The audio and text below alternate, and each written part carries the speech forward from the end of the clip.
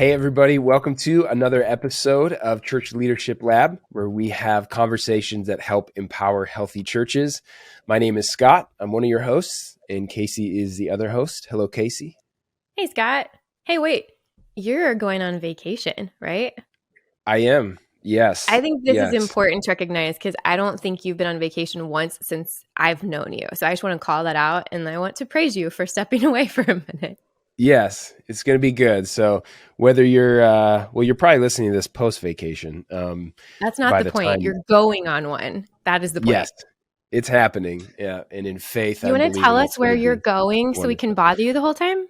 So we're actually going to a wedding in the Nashville area. And so I'm looking forward to that. One thing, can I tell you guys something? One thing that I like to do whenever I go like out of office, I like to come up with a really cheeky out of office response. Ooh, what's your best one? So, well, this one, I'll show you what this one is because I already got it planned up. We're ready to go. Of course you do. Hey, I'm out of the office from this date to that date. I'll be traveling out of town to attend a wedding with my family. And I always like to say a creative way to say I'm not going to check my email. So I always say I won't be checking email because I'll be too busy practicing my dance moves for the reception. So that's this one. That's and it's decent. like, yeah, I'll be back this time. But like we went to the beach and I was like, what's that? Just a little decent. Casey was like, just a little decent. Yeah, no, I just wanted proof. I would reply, be like, pics of the dance moves, or this was a bogus reply. Yeah, that's not going to be a problem. That's going to be, I'm going to cut it right. So anyway, that's what we're doing. I love vacation out of office reminders. Love is pretty strong. I enjoy coming up with cheeky ones. That's what I say. So I didn't know this about you. I learned something today. Facts. Well, we're super glad that you're listening, that you've gotten a little bit of more information about my random weird quirks. But what we're really excited for today is a conversation with Clark Campbell. Clark is principal and founder of RVRB, a video-first agency specializing in event and branding amplification. These guys do amazing work in real-time content creation for live event environments, ranging from churches, leadership conferences, NASCAR races, music festivals. He and his team, they just continue to push the boundaries, both in speed and quality, and really help organizations communicate more effectively and make a lasting impact. Clark lives near Chattanooga, Tennessee, with his wife, Kristen, and their two kids, Emma and Reed. Clark, thanks for being on the show today. What's up, Scott and Casey? Good to be here with you. I am so honored that you would take the bio that I sent you that I hated writing, and you would put it in your own words to make it soft and beautiful, where it didn't sound like I wrote it. So you're a professional, and I'm happy to be in a conversation with a professional. That was so good. I felt like, I felt like you would appreciate that, like a little more. Like I did. I don't know. I just figured like, and some people don't really care for like just sit and listen to your bio be read, and you're sort of like, okay, right. So I thought you might enjoy that. I was laying in bed at 10:30 last night, rewriting it, trying to make it not sound icky and weird. And you just made me feel so much better because I was scared of the bio. Everything else that we're going to talk about, I'm not scared of. Listen, downhill from here. This is one of Scott's superpowers because I don't know. I'm sure he remembers like a year or two ago. I don't know. I had I was like, I don't know about. I'm not important. I don't need a bio. And Scott rewrote my bio, and I read it and was like, that chick is cool. Like I want to hang. So this is a superpower that Scott needs to add to his resume. Yeah, I'm impressed. That and cheeky out of office responses. I'm putting that on my LinkedIn bio when we're through. I'm calling your boss right now. I'm like, you are underpaying this individual. You are. And speaking of underpaying, you're definitely upping the game. And I'm so embarrassed for all the millions of people that are watching right now. You have a really great mic, and mine's not even plugged in. So that you're a pro, and mine's not plugged in. So everybody that's listening, just listen to how good Scott and Casey's audio is, and just little simple things like plugging in a microphone for calls like this makes them a professional. Right? Minor details. Hey, you know what? Someone just yelled out in my house, hello, and I don't know who's here. I need to ask who's here really quick. Yes? Go for it. Hey. Can we talk to I'm them? on Zoom call. Yeah. Can you come in real quick? The electrician who's working on our house. Just say hi. We got a cameo. No, come over here real quick, Steven. He's putting electrical in my house. We're just moving. There's Steven. Steven, welcome to the Church Leadership Lab. Yeah. Thanks. That is the best to have that added. I feel like I feel like we just had the first ever Church Leadership Lab cameo. A photobomb, a live photobomb. I love it. Photobomb. I love it. I'm so red right now. No way. No way. We've had dogs barking, landscapers. We've never had a live human being. I love this. Yeah. There you go. We were recording a podcast not too long ago, and I swear somebody started a jet engine outside the window of who we were talking to. And I was just like, I remember. I'm sweating. I don't know what that is, but somebody is launching their homemade rocket ship, apparently. So I think it all was sorts a of things. Blower. We're good with all the things. 1,000 decibels. Yeah. Well, So one thing that we like to do, Clark, is we often ask, we did the bio. We often ask what things that doesn't make the bio. Here's though what I want to ask you about that I did read in your bio. I know you fly airplanes. Yep, I knew it. I knew it was coming. Tell us about that. I am at the time of this recording. I am 2.5 days away from my pilot's license. I hope. I have my big check ride, and as long as everything goes smoothly, which I've been told it's going to, I'll be a fully licensed pilot, private pilot that is. I've been flying since my 40th birthday. It's been a dream since I was a kid. I wanted to fly all my life. I grew up going to the airports and just watching airplanes and being mesmerized by them. And for 30 years, I just drooled over airplanes and aviation. And just, if you look at my Instagram feed, it's just full of airplanes. And I've always wanted to fly. I'm colorblind. And for those of you who are colorblind, you know that sometimes there are some limitations to that. And being a commercial pilot is definitely one of them. I couldn't go into the military because of it. So now I run a marketing agency that is very heavily reliant on color and coloring videos. But I just have to have smart people do it. And I just focus more on messaging and content. But on my 40th birthday last July, I said, I'm not getting any younger. I want to fly. So I didn't think I had the money. I just went to the airport basically and started training. And then I flew about once a week, every week since July. And I'm about, literally, I'm going to take my test in 2 days and be able to, I can solo right now. I can fly anywhere I want, essentially. But in 2 days, I'll be able to take my family and in a little Cessna 172. And I flew this morning. I'm getting really close to tasting the freedom of.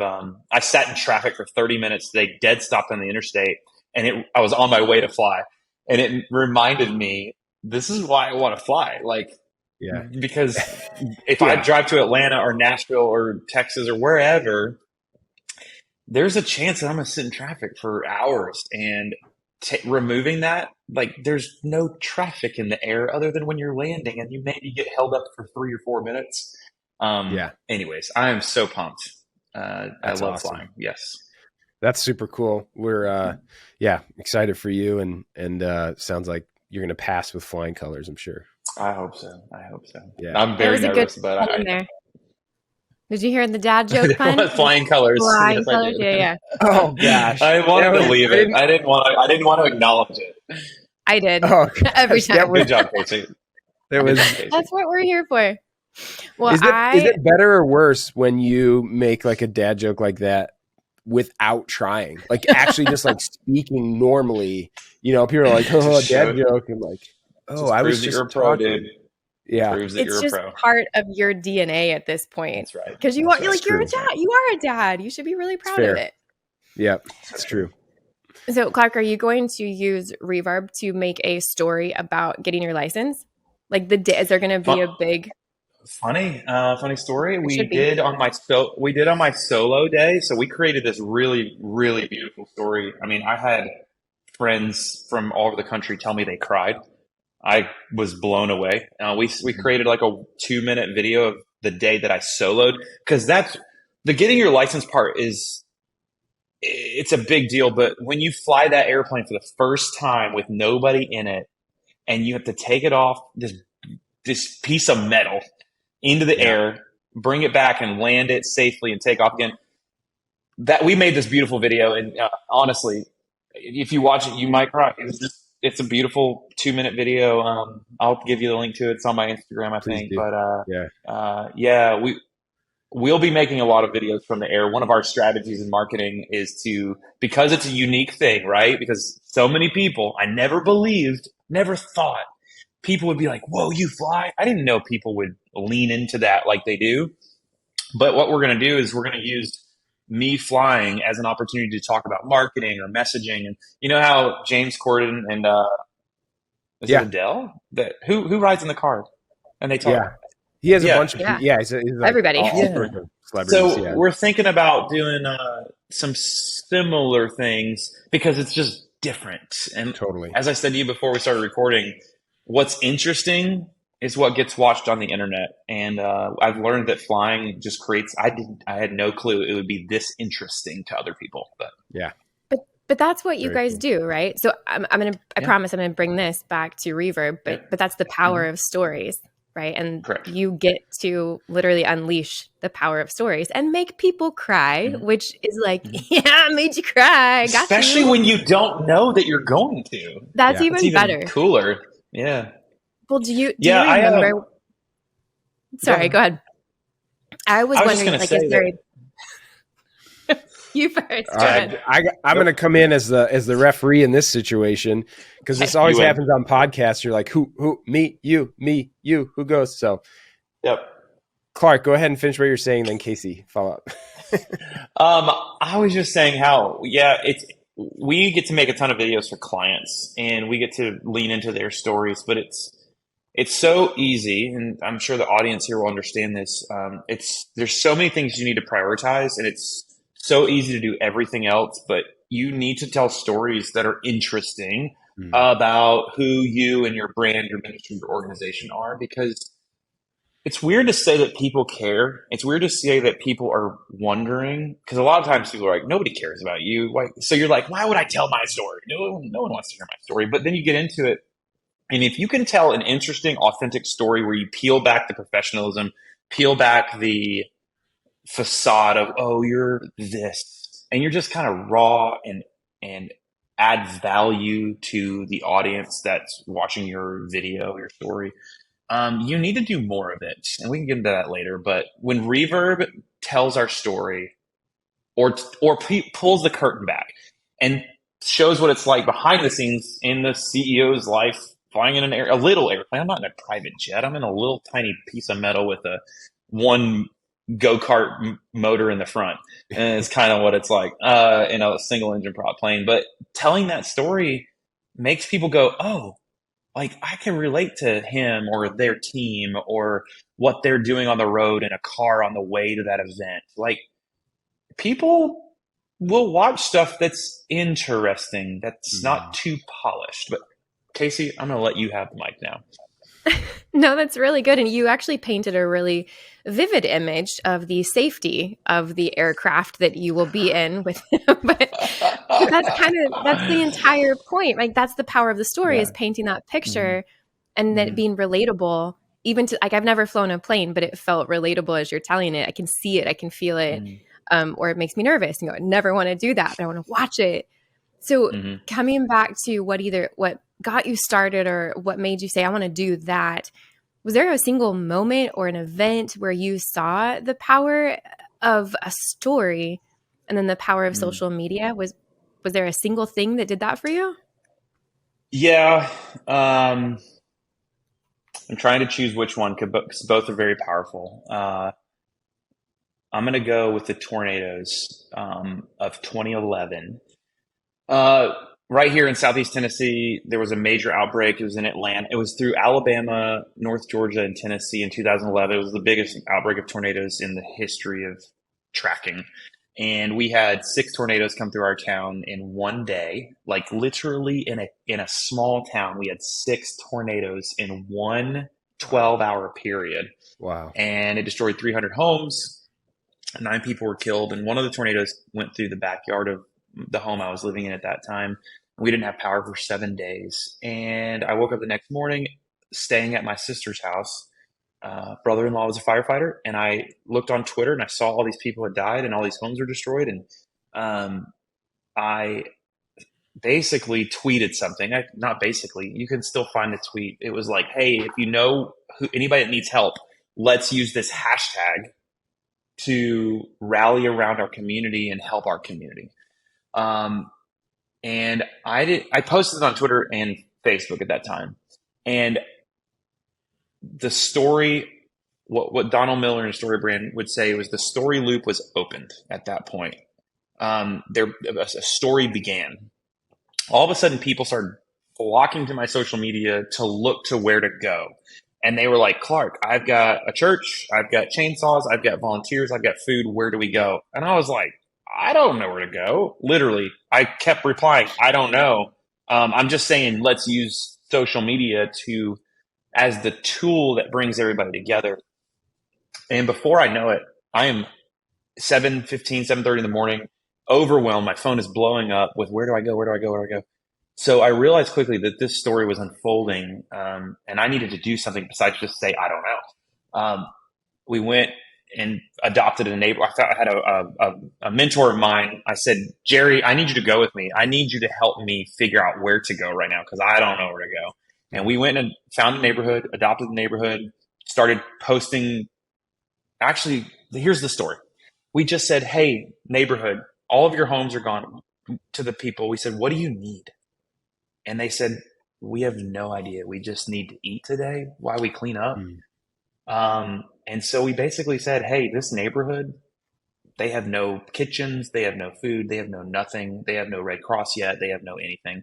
Let's just set up a kitchen in the cul-de-sac, and we're going to grills, hamburgers, hot dogs, ice chests, coolers. We just started posting that we're going to feed this neighborhood, just this neighborhood. Well, as we started posting, that exploded, and people kept sharing the story, and the story exploded. Within 2 weeks, we had over 2,000 volunteers, and it became such a large effort that we had to open 3 relief sites, kind of doing the same thing. And all we did was use social media. That was it, to tell the stories in all these neighborhoods of people that needed help. And people would fly literally airplanes in to bring what we needed to that neighborhood. It was crazy. But we told stories of those people and those families that needed something. And it just blew up. And so that's really the little close that story loop. That's where the company started.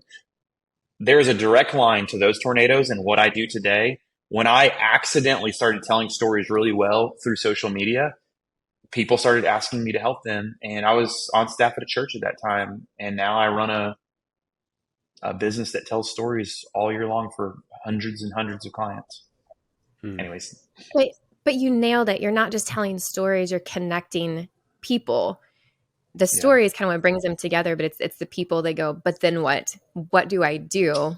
And you provided an avenue for that, even accidentally, and that's huge. People are looking when you're on social media, you're doing one of two things. You're wanting to be inspired, or you're wanting to be brain dead. Like they call it vegging out on social media. So it's either I want to laugh and just or watch stupid political things, and I just want to kind of not have to think, or you're here to grow and become a better version of yourself by watching something or buying into a vision or a mission and following this group of people because they're doing great things. You either want to be inspired to do something big, or you just want to veg out. And so you've got to know that when you're creating content on social media, when you're looking for great stories to tell, really, I'm not trying to say that that's all there is, but that's pretty much all there is when it comes to how people consume social media. It's either I want to not feel anything, I want to be numb, and I want to laugh, or I want to be inspired to do something better or to become a better version of myself. Yeah. That's really cool. Not exactly a fun fact, but fact, I'm from Oklahoma. I don't know that we covered that. I moved from Oklahoma to Nashville in 2010. And then those tornadoes in 2011, I was like, no, I just left Tornado Alley. I know. What is happening? Tennessee. And that rocked, absolutely rocked my world. So you said, I'm going to tell you a story about tornadoes. I was like, you said you had two stories. Can you pick the other one? I know, right? Sorry. Yeah. No. That was good. I love that.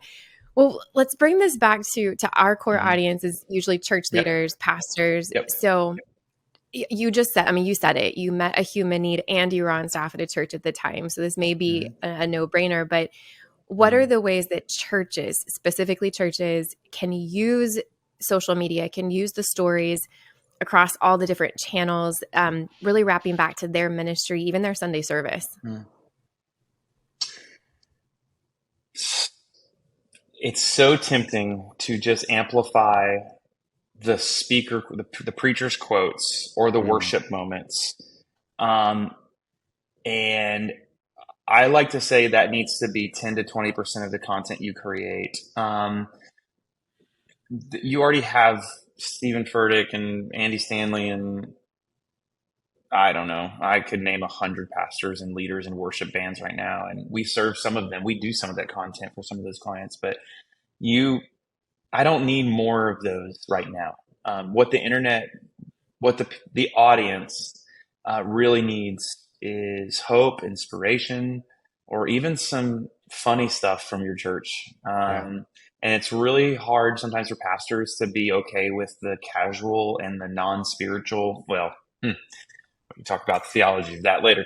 It's really easy for pastors to avoid the messy or the let's just go behind the scenes in the staff meeting and go around and tell what everybody's favorite lunch restaurant is in town. But that's the kind of content churches should be leaning into because it's very hard to compete with the big names and the big communicators and the big bands and the excellence that comes from those. And I know most pastors probably think, well, I'm just as good. I just don't have as big of a platform.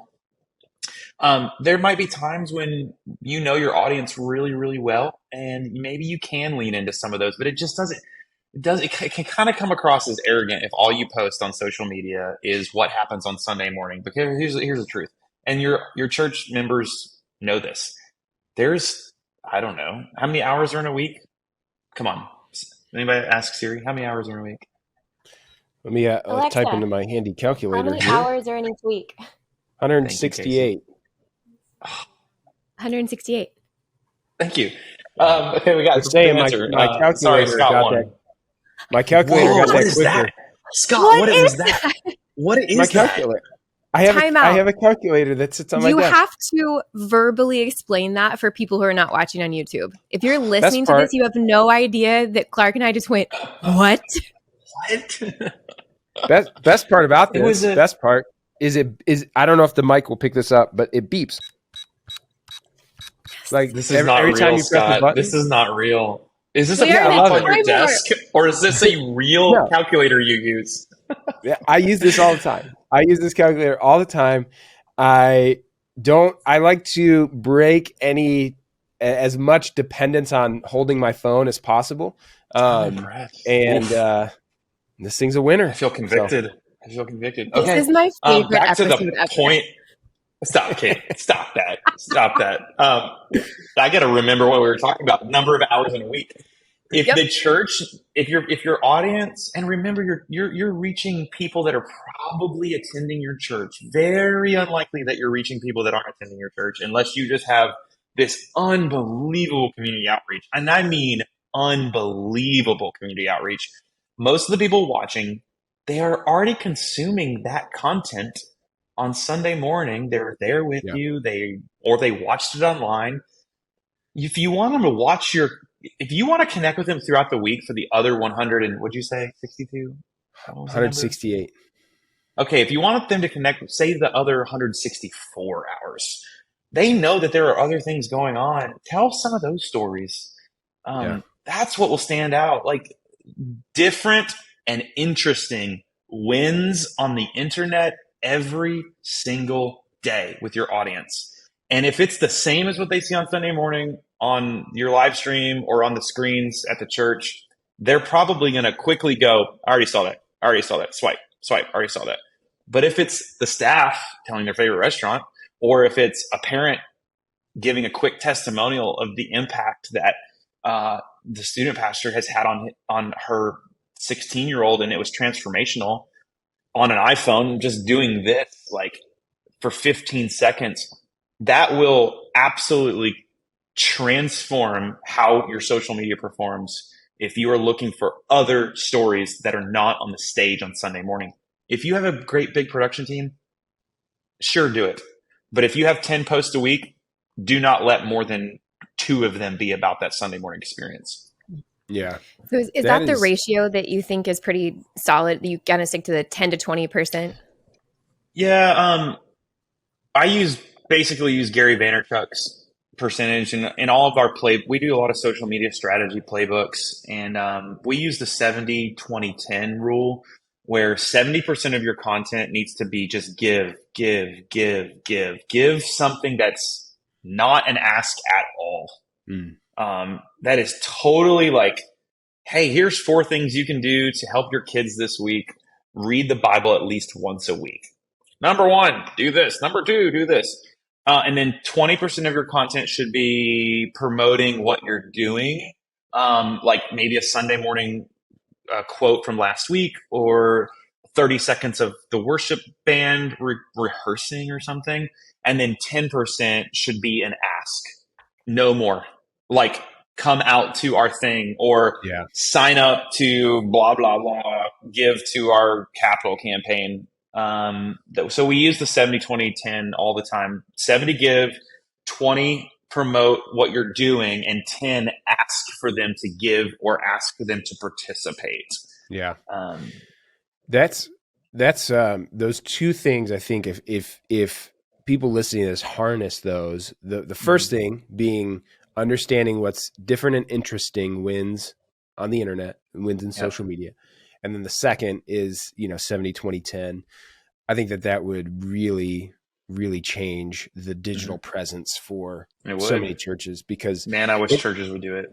Yeah. And I get it. Like, here's if I put myself, cause I was in this position where like, that's my job. That's one of 700 other things I have to do this week. And so, Correct. I can come up with we're so excited for Sunday. Can't wait to see you. Join us.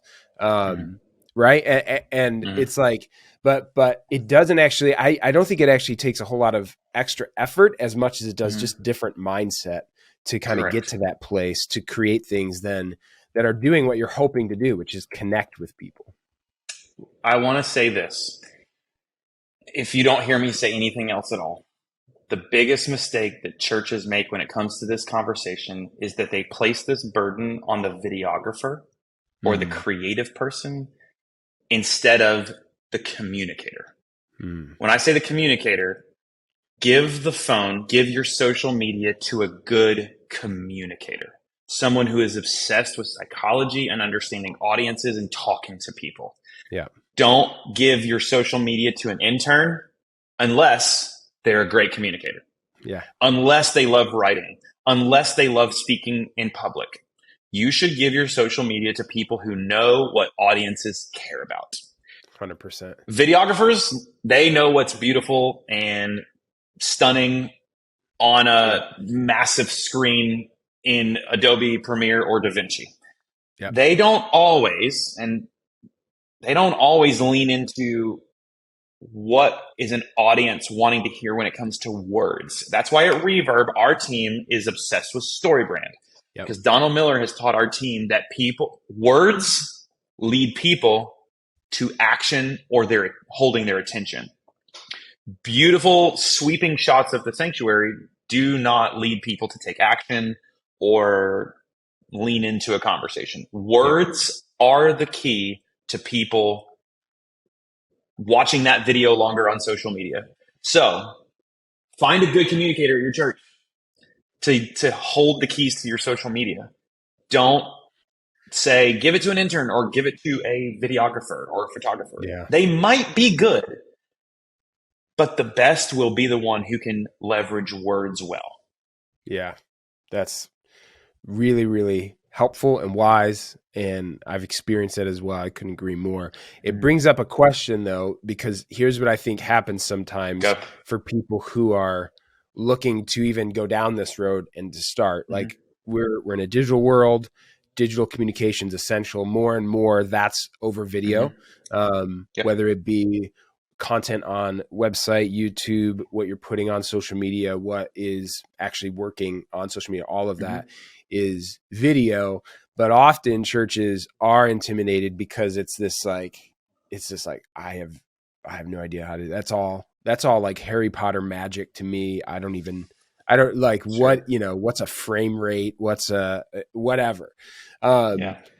So how can churches start to both use video, and I mean, you kind of answered a little bit in the communication, but what do they need to focus on to actually create high quality content, but also not feel super overwhelmed?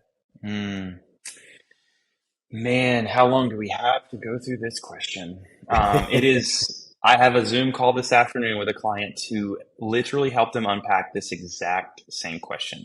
How much should be high quality, what we call high production, versus what should be shot on an iPhone that you can maybe not tell that it's shot on an iPhone?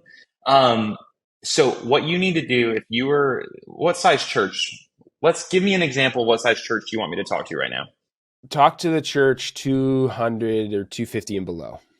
Okay, so they probably don't have a full-time video director, correct? Right. Okay, you need to find someone that is just dangerous enough on the internet that they can edit well, but they're really good with social media. Maybe they have a pretty big presence online. And honestly, if they're not in your church, you may contract somebody to make 3 or 4 videos a week for your church, like a freelancer or something.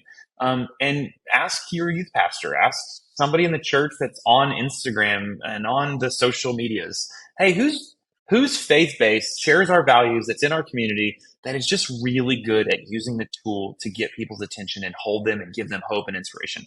Bring them in. Contract them a few $100s a month, maybe more than that if they're a really good one, and have them make a couple of posts a month for you. Hopefully you can find somebody internally, but you do need someone on a technical level. But at a church the size of 200 to 250, it might be hard to find that internally. So you're going to need to find someone who can edit a video inside of the platform itself. Anybody that's going to edit a video on a computer that's in Adobe or some fancy tool, they're probably making videos for your website or for your Sunday morning pre-service announcements. Yep.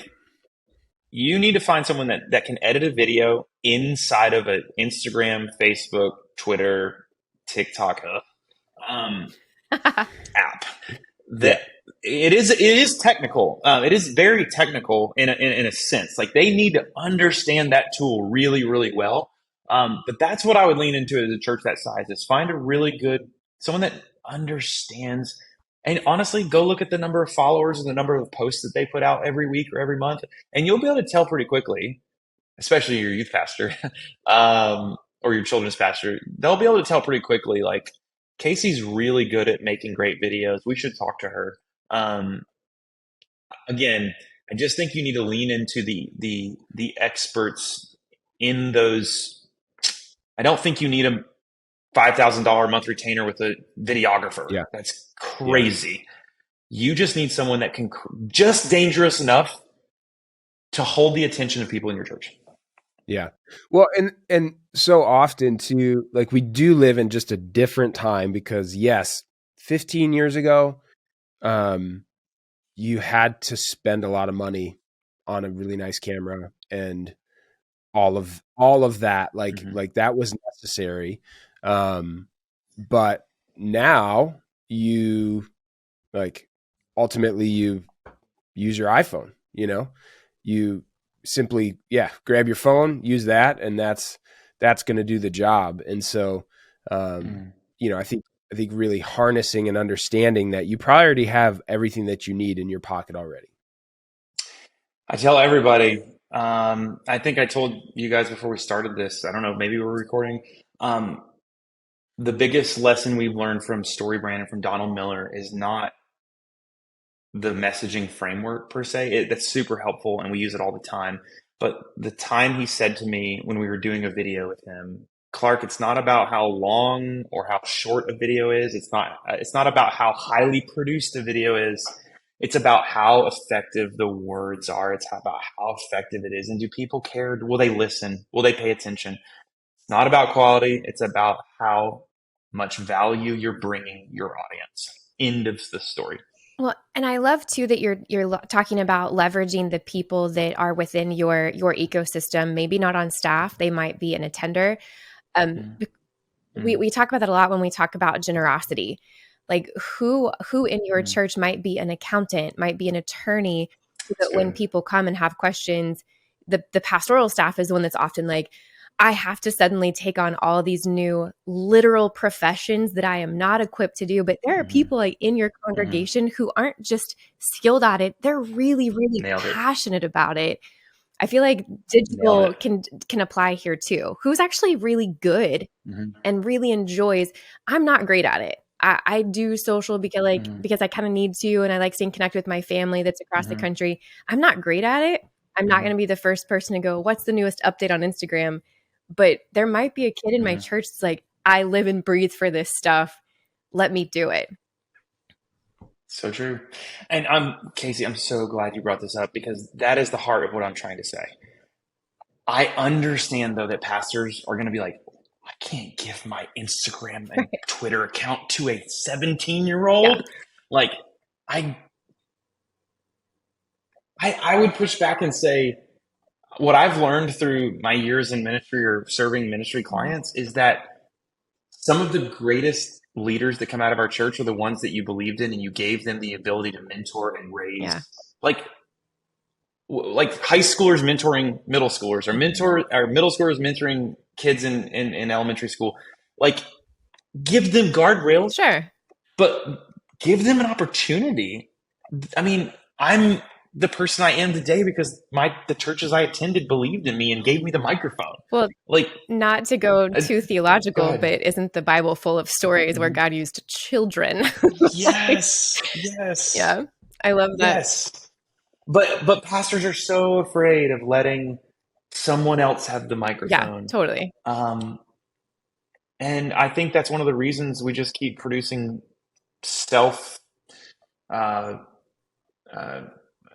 content that's too focused on ourselves.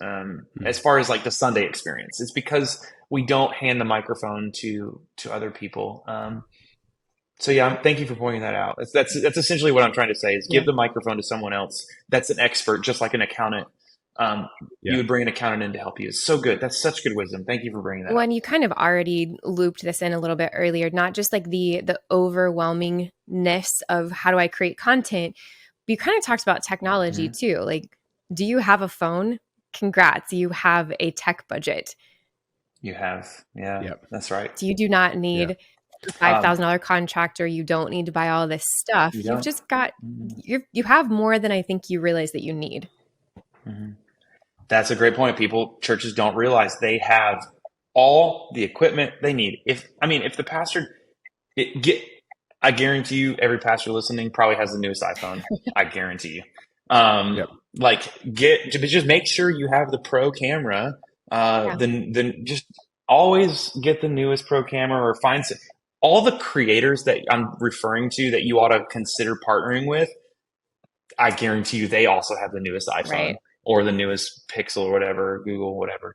So make sure you have a good phone and make sure you have a good communicator. Yeah. And that's the formula. That's the formula. One of my favorite things is to watch those videos that people will make that like, is it shot in an iPhone or a Red camera? Yeah. You know what I mean? Isn't that crazy? And like, it 9 really out of 10 is. people cannot tell. I mean, you see it and you're like, well, Apple themselves, I mean, will put out stuff, shot on an iPhone and you're just like, okay, we can do a lot with what we have for sure. Do you know what that says, Scott? That says that boring is what fails. Boring content is what fails. it's interesting content wins, boring content fails. And so people are not looking for quality, they're looking for interesting. Now, there are a small subset of people that all the videographers that are listening out there that are going to send me hate mail and unfollow me and block me on all the social platforms because of what I'm saying. I run a video agency. Okay, give me a break. I love video. I'm obsessed with video. I'm just saying, at a church of 200, right, you have what it takes to do it. You do. Somebody in your church can probably do a really, really good job for you. Yeah. Yeah. And obviously there's a place. I mean, the market wouldn't exist for the amount of cameras and the gear and all of that stuff. That certainly makes a lot of sense for some people. But what's interesting is actually when you embrace, okay, maybe I do have everything that I need as a church leader in a smaller church. You know, when you embrace that, it sort of creates this boundary that I think actually fuels your creativity more. Totally agree. So it's not, well, our content will be good when, you know, we get, the latest black magic camera or whatever. It's like, no, we don't have that barrier. We just have the boundaries of what we have. So let's get creative, you know? Right. Well, one thing we love to ask everybody on the show is, again, our goal is healthy churches, and a lot of what we talked about, I think, has a place in a healthy church, and you're able to share what's going on. But we like to hear from all of our guests their thought on this question, which is, what is one essential component of a healthy church?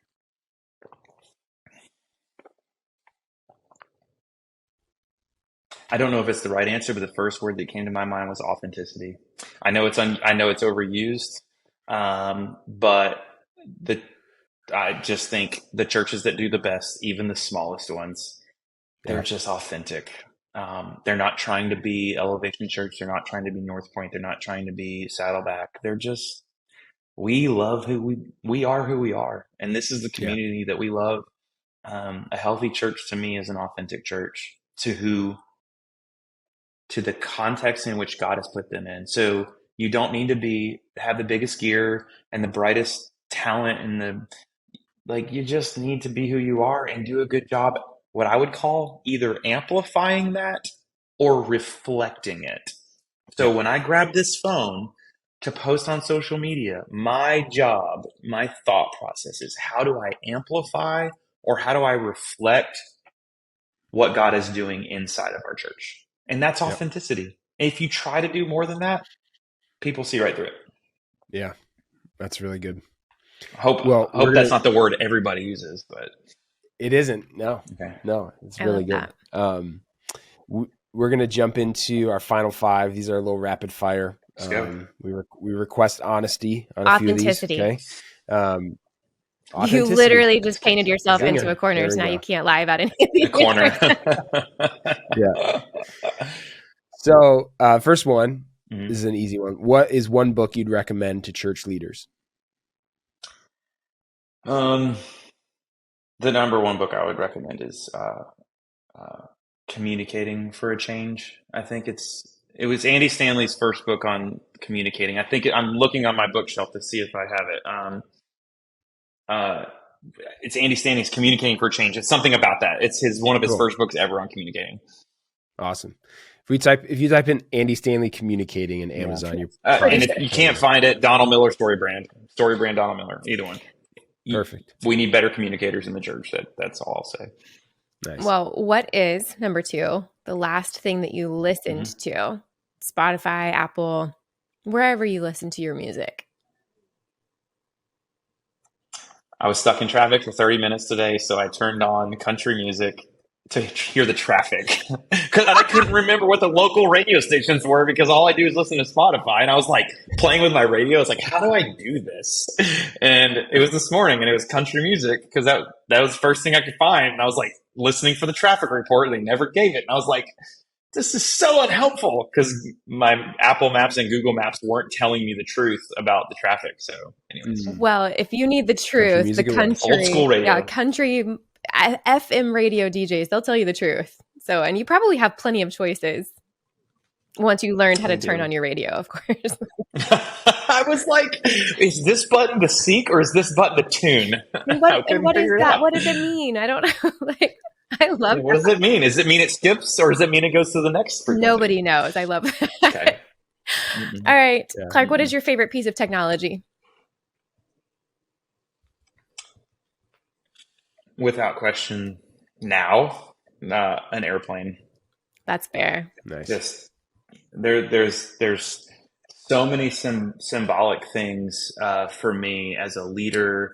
I'm not going to go into it. I'm writing a book one day. I've already started it on anxiety, and anxiety is not a cancer. It's a superpower. It's when you don't control your anxiety that it becomes a threat to your future and your life. And just like an airplane can threaten your life, but if you control the power of an airplane and the technology of an airplane, and you can get it off the ground, you can freely enjoy God's creation. And anxiety is a lot like that. I'm not trying to pitch. I don't have a book written, but an airplane has taught me so much about pressure and intensity, and that you can get things that shouldn't come off the ground. You can do incredible things with it if you manage its power correctly. So an airplane is a piece of technology that means so much to me because of that. Anyways. If you did not, these are supposed to be short answers. I'm giving you like this always happens. This happens every time. Scott does such a good job. Like these are rapid fire, and like they turn into these great conversations. To which I'm going to break my rapid fire rule. If you did not steal that line about anxiety is not a cancer, it's a superpower, you need to, as soon as we're done, copyright that. That's either I bought it. Good. I bought it. I bought Trademark Clark Campbell. I bought the domain Good. A couple months ago. Anxiety is your superpower. So I think that's going to be the title of the book. We'll see. I was going to say, if it's not the title, it's the subline. Cool. Like it's in there first. That is really, really good. I love what you said about playing.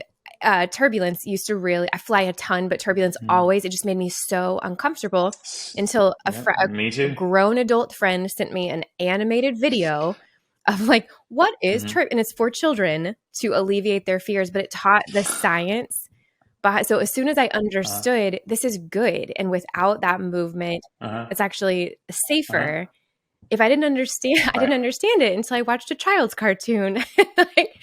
It turned the anxiety into a suit. Now I go, it's cool. I understand the science. It's all about controlling the power and the dynamics that are happening with air and lift and thrust and drag. But if you can, which is what aviation does, they figured out how to control it. And if you control it, you can literally get in 30 minutes what would take you 6 hours to drive. And it's all about leveraging that energy. And so I could talk to you for literally an hour about the parallels. Well, I promise no one has ever given that answer before. That one definitely was a first. So that's good. Awesome. You may have just answered number 4, but what is one quote or piece of advice that has stuck with you through the years? Oh my gosh.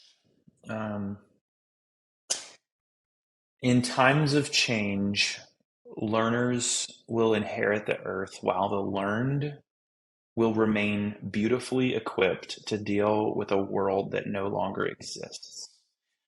I just forgot the person who gave that quote, but I struggle with the quote. I used to quote it all the time. In times of change, learners will inherit the earth, while the learned will remain beautifully equipped to deal with a world that no longer exists. I struggle with that quote. I used to preach it, but now I struggle with it, and it's a good tension I'm wrestling with, because I'm tired of learning, but I know I have to keep learning. Like there's a bit of exhaustion. Like I'm never going to know enough. So why do I chase it? And then there's another question. What should I chase? Like, what should I learn? Because I can't know it all. So where I'm at today with that quote is, I can only specialize in so many things, and probably just a couple things. So let me learn everything I can about these things that I care about a lot, or these things that people tell me I add value to the world by caring about them. Let me learn as much as I can, because if I stop learning about aviation, or if I stop learning about messaging, or if I stop learning about anxiety, those are the first 3 that come to my mind, I will be dealing with a world that no longer exists, and my craft will evaporate potentially. Because technology changes and rules change and people change, the audience changes. And so if you're a social media person, you need to understand the platforms. You need to never stop learning about the platforms. Yeah. So that quote has just been the quote for my life. But it's changed a little bit. Yeah. What is one thing, this is the last one thing that you'd like to communicate to our audience of church leaders? Because of the slant from which I come from and why they're listening today, and hopefully why they've listened this long, is we have the greatest message in the history of the world since humans have God placed Adam and Eve here. We have the greatest message literally at our fingertips. But we are not master communicators, and we're not becoming master communicators. We're almost becoming worse communicators because of the destructive power of the internet. We have been sucked into the black hole of hate or politics or arguments that destroy not only our voice, but they make us bad communicators psychologically and emotionally. We just jump into the thing that it's us versus them. And if I could say to people here, stop watching and consuming and replying and sharing things that are emotionally explosive. If it's explosive, ignore it. Yeah. Because if you need to know about that or talk about it, you'll hear about it every day for the next 6 months. And then maybe you should start talking about it. Because before the last 100 years, we did not have access to all this information. Yeah. So quit consuming emotionally charged content and become a better communicator and focus more of your time on communicating well with what message we have. So go read every book you can read on becoming a better communicator. Don't waste your time watching terrible content on the internet that does nothing but divide and destroy the church. That is so good. Become a better communicator. That's it. You talked about reflecting and amplifying, and we are amplifying a whole bunch of garbage. We are. It's not that hard. Just it's not helping. Push it's not helping the church button. Right now, at all. Right. At all. It's just not. It's not. Yeah. Well, that's I think a good note to end on and a good encouragement, certainly to give church leaders to steward well, even that amplification, because you're probably going to amplify something. But I'd love, Clark, if you could just give our listeners a little rundown if they want to connect with you, learn more about Reverb and what you guys are doing. Where can they do that at? Okay. If you want to unfollow me for my videography hate that I've spewed this morning, Reverb Agency, which is RVRB in aviation terms, it's Romeo Victor Romeo Bravo. Nice. And it's Reverb Agency. I'll tell you that story. You can DM me. I'm happy to tell you a story of how we came up with Reverb. Or on the socials, this is going to be confusing. You're going to say, Clark, you're not supposed to be confusing with messaging, but my first name is Benjamin. So my Instagram, Twitter handles are Benjamin Clark. It's just what was available in 2008 when I got on social media, and so I've kind of stuck with it. Benjamin Clark, and I'll be happy to talk to you, chat with you, set up a call with you. Awesome. Would love to connect with you online. Yeah. Well, I know from my experience with you're very gracious with your time and your wisdom, and we appreciate you giving some of that to us and to our listeners today. And we appreciate you for watching and listening and tuning in. Again, our goal is to empower healthy churches. So we really hope that this conversation helped with that. If it did, we'd love for you to share it, share a link, leave a comment, subscribe, a review. All the podcast things would be great. And we plan to have more of these. And so we look forward to those. We look forward to hearing from you. And we look forward to continuing to do everything we can to help empower healthy churches. Thanks for listening. This episode of the Church Leadership Lab podcast is brought to you by Ministry Brands, the largest provider of church technology software. Over 90,000 churches rely on Ministry Brands, for their single platform solution that brings together all the digital tools a church needs. From online giving to websites to church management software and more, Ministry Brands is leading the way in simple to use, innovative solutions, all with the goal of empowering healthy churches. To learn more, visit ministrybrands.com.